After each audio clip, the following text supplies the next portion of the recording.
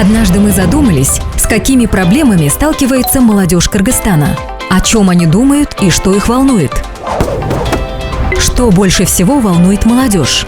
Мы опросили 670 молодых людей из Баткена, Джалалабада, Нарына, Оша и Таласа. 670 молодых людей от 14 до 28 лет. 52% женщины, 48% мужчины. Какие проблемы, по вашему мнению, самые актуальные для молодежи?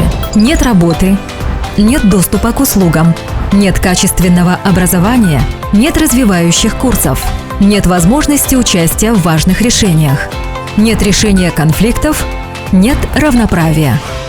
А может ли молодежь решить эти проблемы? Да, нет.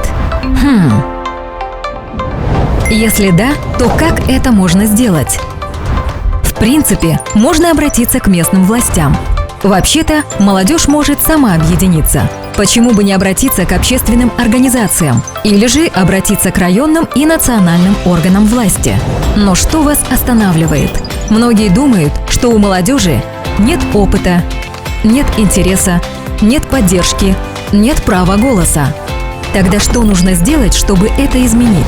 Нужно убедительно говорить, грамотно пользоваться компьютером, строить диалог, мыслить критически, знать о правах и как все это работает, правильно потреблять информацию, быть финансово грамотным, уметь планировать семью.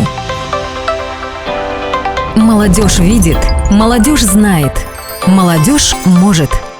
Ей нужна поддержка. Давайте поддержим. А чем вы готовы поддержать?